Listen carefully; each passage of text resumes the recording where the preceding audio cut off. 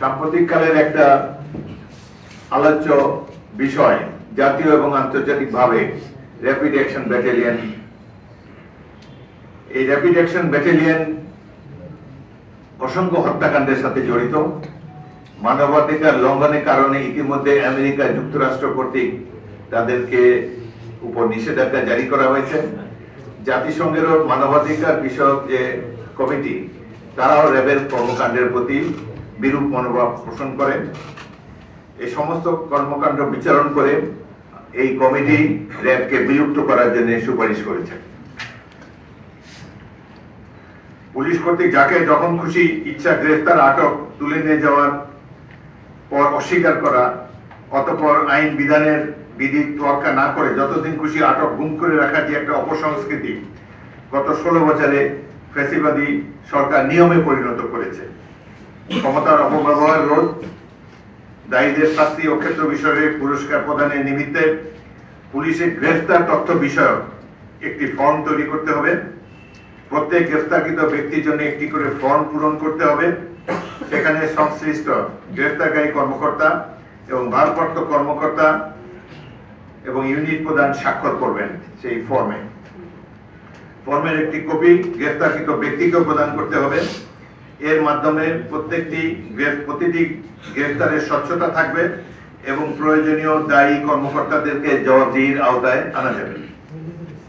এই স্বচ্ছতা ও জবাবদিহিতা নিশ্চিত করবে সুপ্রিম কোর্টের নির্দেশনা 69 DLR 2017 কঠোরভাবে অনুসরণ করতে হবে। ব্যত্যয়ে সংশ্লিষ্ট পুলিশ কর্মকর্তা ও কর্মচারী ফৌজদারি অপরাধে অপরাধী বলে গণ্য হবেন। পুলিশের সকল পর্যায়ে এবং ফোর্সের ক্যারিয়ার প্ল্যানিং থাকতে হবে।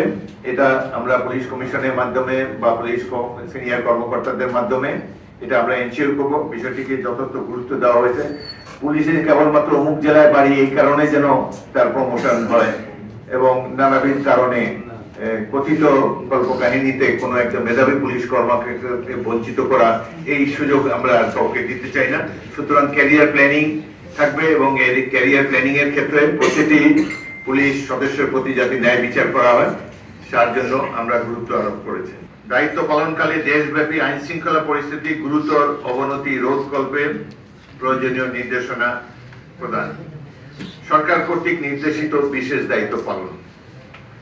আমাদের প্রধান একটা সুপারিশ হলো এই পুলিশ কমিশনটি গঠন করা। এটি পুলিশের কার্যক্রম ওয়াচডগ হিসাবে নিরীক্ষণ করবেন এবং পুলিশ বাহিনীকে প্রয়োজনীয় পরামর্শ দিবেন সকল রাষ্ট্রীয় গুরুত্বপূর্ণ বিষয়।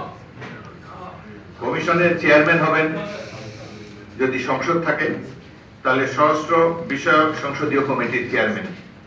যদি সংসদ না থাকে তাহলে একজন অবসরপ্রাপ্ত উচ্চ আদালতের সুপ্রিম কোর্টের একজন বিচারপতি এই কমিশনের চেয়ারম্যান থাকবেন। সদস্য থাকবেন 8 জন। এদের মধ্যে সরকার দলীয় সংসদ সদস্য থাকবেন 2 জন, বিরোধী দলীয় সংসদ সদস্য থাকবেন 1 জন, বিশ্ববিদ্যালয়ের শিক্ষক 1 জন, উচ্চ আদালতের আইনজীবী 1 জন, সমাজের বিশিষ্ট নাগরিক 1 জন, স্বরাষ্ট্র সচিব মনোনীত অতিরিক্ত সচিব, আইজিপি মনোনীত 1 জন এডিশনাল আইজি হবেন এই পুলিশ কমিশনের সদস্য সচিব। সরকার বিধি বিধান দ্বারা এই কমিশনের সদস্য নির্বাচন পদ্ধতি, কাজের পদ্ধতি এবং কর্মকাল নির্ধারণ করবেন। আমাদের এই সুপারিশের একটা বিশেষ সেলিয়েন্ট ফিচার হলো স্থানীয় পর্যায়ে পুলিশকে অপরাধ দমনের সহায়তা প্রদানের জন্য জনসাধারণ পুলিশ সম্পর্ক উন্নয়নে এবং সংশ্লিষ্ট এলাকার আইন শৃঙ্খলা রক্ষার পরামর্শ প্রদানের জন্য প্রত্যেক উপজেলায় থানায় একটি নাগরিক কমিটি গঠন করা হবে। স্থানীয় গণমান্য, সুশিক্ষিত এবং গ্রহণযোগ্য ব্যক্তিবর্গের মাধ্যমে এই কমিটি গঠন করা হবে। প্রত্যেক উপজেলায় একটি নাগরিক কমিটি। এই কমিটির সভাপতি হবেন একজন স্থানীয় বিশিষ্ট ব্যক্তি।